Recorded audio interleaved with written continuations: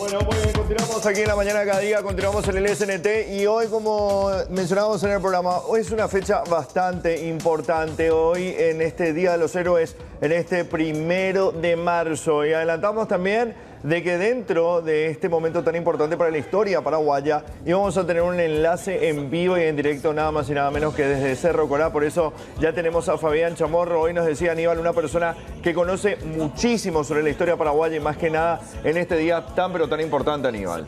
Hola Fabián, buen día, un gusto tenerte aquí en la mañana cada día. ¿Cómo estás? Buen día, ¿cómo les va? Saludos a la teleaudiencia. Bueno, ¿qué podés contarnos, Fabián, del 1 de marzo, de la muerte del Mariscal López? ¿Algún dato que de repente no encontramos en libros, que simplemente corre de boca en boca, pero que son hechos, digamos, que sucedieron, ¿verdad? La Guerra de la Triple Alianza es el evento más importante de la historia del Paraguay, por lo que significó para el Paraguay. Hubo un quiebre ahí o sea, un antes y un después de lo que fue la contienda, que de alguna manera marcó los años siguientes de nuestro pasado común. Y hay muchos mitos con respecto al 1 de marzo, con la famosa frase, muero con mi patria, muero por mi patria. Lo cierto y lo concreto es que López muere por una herida de bala que le dan como un tiro de gracia a López. López tenía una herida en la cabeza, luego le habían causado una herida en el bajo vientre con una lanza que ya, de hecho, esa herida le iba a matar porque lo estaba desangrando. Tocó los intestinos y tocó la vejiga la lanza. Y cuando él ya estaba postrado en la equidad de Niwi, le intiman rendición. Él no quiere rendirse, entonces le apoyan un fusil Spencer por la espalda y le dan un tiro de gracia. La autopsia que le hicieron los médicos brasileños dice que la bala se quedó, que es el único testimonio que probablemente hoy queda de los restos de Mariscal en Cerro Corá. ¿Es cierto, Fabián, que los brasileños pusieron precio a la cabeza del Mariscal López? Sí, tenía precio. De hecho, eso generó después un problema a la hora de pagar esa recompensa, porque más de uno de los oficiales brasileños quiso justificar que él había matado, entre ellos el famoso Chico Diablo, que es uno de los personajes más que más aparecen en los relatos históricos, que es el que le da el lanzazo, o sea, es el que le causa la herida, que le estaba desangrando, pero el que le da el tiro de gracia se llamaba Joao Soares, que era un oficial de la caballería riograndense. ¿Y se sabe cuánto fue el monto ofertado por los brasileños? No. Yo sinceramente vi el famoso que había una recompensa, pero no sabría decirte el monto. En aquella época, para ese tipo de cuestiones, se usaban libras esterlinas, que eran monedas en oro, así que el valor ahora sí es importante. Ahora, Fabián, es cierto que por supuesto, ya estando ahí en la zona de Cerro Corá, el Mariscal le reúne a sus ya raleadas tropas, creo que no superaban ni 500, ¿verdad?, los hombres en condiciones de pelear, y los reunió y les concedió la medalla de la Mambay. Sí, eso fue el 25 de febrero de 1870, justamente para tratar de levantar un poco el ánimo, porque ya había muchas deserciones, había gente que se estaba muriendo de hambre también. Entonces él le entrega de una manera simbólica unas medallas, que era la famosa medalla que dice venció penurias y fatigas, que no se pudo acuñar porque ya era imposible en el lugar acuñar medallas, pero se entregó simbólicamente un pedazo de tela a cada uno de los que se lo ganó, porque ellos a esa altura ya habían cruzado 2 veces la cordillera, ya venían en marcha desde hacía meses, o sea, llegaron ahí para morir, y López tuvo ese último gesto antes del 1 de marzo. ¿Cuántos hombres tenía el ejército paraguayo en aquel entonces y cuántos eran los brasileños? Aproximadamente 1000 paraguayos, de los cuales estaban en condiciones de pelear 500, pero ya famélicos, o sea, ya con problemas de hambre, algunos enfermos, y estamos hablando de un contingente de 2000 a 3000 soldados del ejército brasileño. Estuve leyendo también que aquel día, 25 de febrero, cuando él le concede la medalla de la Mambay a sus soldados, también les dijo que él no huiría del país porque supuestamente había una versión de que escaparía hacia Bolivia. ¿Eso es cierto, Fabián? De hecho, casi todas las negociaciones que hubo, o los intentos de paz que hubo durante la guerra, la condición era que él se vaya del país. Entonces yo creo que a eso se refería, porque a esa altura tampoco tenía la posibilidad de escapar, ya no tenía dónde ir, estaba encerrado en Cerro Corá. Era, yo creo que un mensaje de despedida y diciéndoles yo aquí estoy con ustedes hasta el final. Una vez que lo mataron, ¿dejaron ahí el cuerpo, Fabián? Sí, a él muere a orillas de la Kidaani y le llevan a su carpa, que estaba a aproximadamente 2 kilómetros del lugar donde murió, y ahí le practican una autopsia, que es justamente de la que estaba hablando, de las heridas que le habían ocasionado durante el combate, y lo entierran ahí mismo con su hijo Panchito López, que había muerto también en el combate, en una misma fosa. Le habían sacado gran parte de su ropa como trofeos, llevaron sus pertenencias, le dejaron el pantalón y las botas y lo enterraron así. Ahora, es cierto que los indígenas de la zona, esto no recuerdo en qué libro lo leí, le pidieron que vaya con él hasta donde vivían los indígenas para que se escondiera, para mimetizarse, pero que él se negó. Hay una sola versión que cuenta es lo que estás diciendo, que era de Juan Silvano Godoy, que era realmente una persona que escribía más novela que historia.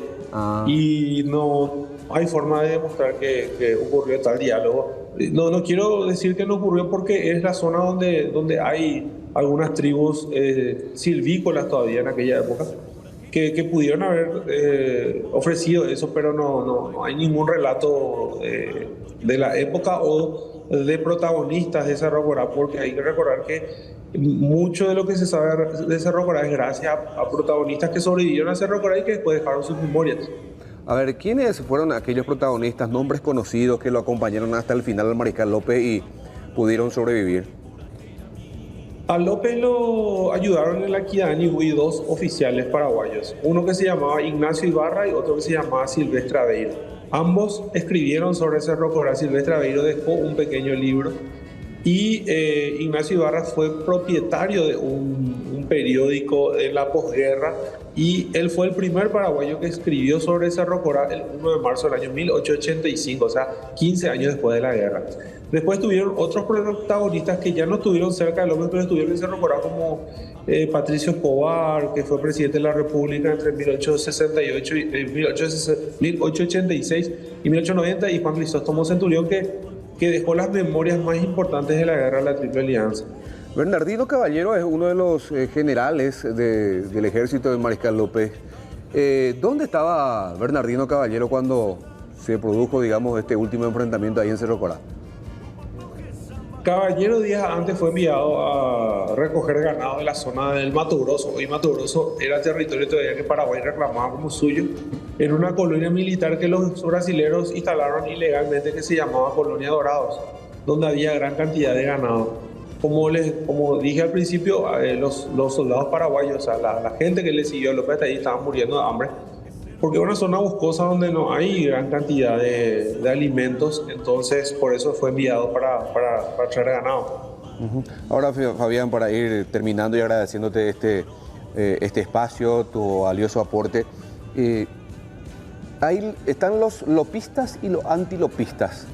Hoy, ¿cómo podemos considerarlo al Mariscal Francisco Solano López? El lopismo y el antilopismo ya es anacrónico hoy en día. El lopismo y el antilopismo se entendía dentro del contexto posterior a la guerra, cuando empieza el proceso de reivindicación de Francisco Solano López, que duró aproximadamente 20 años. Ese proceso de reivindicación fue necesario para unir al pueblo paraguayo antes de la guerra del Chaco. Se vino otra guerra y el discurso nacional necesitaba una figura emblemática, y esa figura que eligieron los intelectuales y políticos de la época fue Francisco Solano López. Hoy en día creo que ya bastante tiempo nuevamente de la guerra del Chaco podemos creo que analizar mejor su figura y no tanto tratar de englobarnos dentro de esas dos etiquetas. López fue fundamental. López en cierta medida yo creo que se justificaba la guerra con Brasil, no así con el resto el resto de los países, y terminó muriendo con la espada en la mano y con el último hombre. Así que yo creo que también hay que valorar eso. Así que yo creo que es más conveniente que hablemos de la figura en general del mariscal y no solamente dejarlo como héroe villano. Fabián Chamorro, muchísimas gracias, un placer conversar contigo. Una última, Genio. ¿te parece correcto de repente adelantar un feriado como 1 de marzo? 1 de marzo, una fecha tan importante para nuestra historia, por ejemplo, modificar el día de conmemoración, por ejemplo. Paraguay está pasando por un proceso lamentable en el por la cuestión del sistema educativo, una reforma que falló en todos los sentidos, la reforma que se inició ya por la década de 1990, y eso hizo que hoy en día los chicos no entiendan el significado de los feriados. O sea que hoy en día nosotros cambiemos, no, la fecha no cambia demasiado. Si es que hoy se aprovecha, por ejemplo, en las aulas para recordar el día y que sea un día de memoria para todos, creo que vale la pena que el feriado se haya cambiado, porque eso también potencia El interés por el día. Ya. Ahí le tenemos a Fabián. Vamos a recuperar la señal Se con cortó. Fabián Chamorro. Sí. Bueno, pero le decimos a Fabián Chamorro, muchísimas gracias. Un genio. Un genio, espectacular la explicación. Y bueno, para comprender, saber un poquito de lo que fue aquel 1 de marzo de 1870 cuando lo matan y lo enterraron desnudo.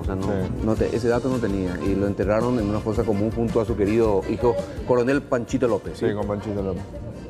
Sí.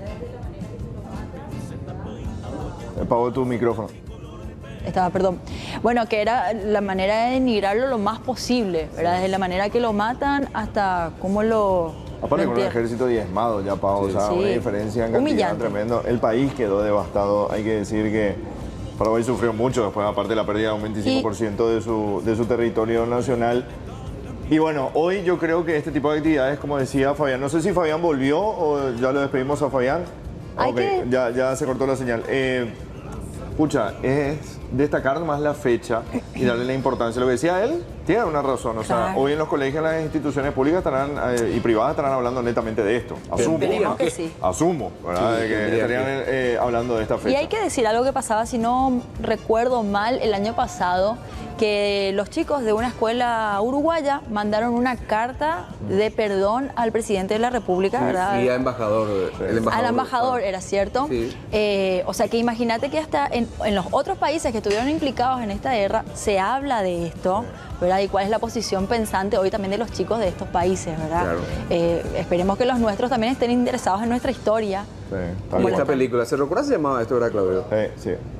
Pero hay Cada muchas 1 otras que de se quieren marzo, hacer. Debería por emitirse. SNT, lo veíamos. Cada Debería 1 de seguir marzo. manteniéndose esa Imperdible. tradición, Sí. para poder, en este caso, Más- conocer un poco la historia. Más todavía hoy por hoy que todo llega visualmente, inmediatez y eso para mantener a los chicos expectantes también con nuestra historia, ¿verdad? Si tienen YouTube, de verdad aprovechen, yo creo que todos tienen YouTube, para poder ver un poquitito lo que es la opinión de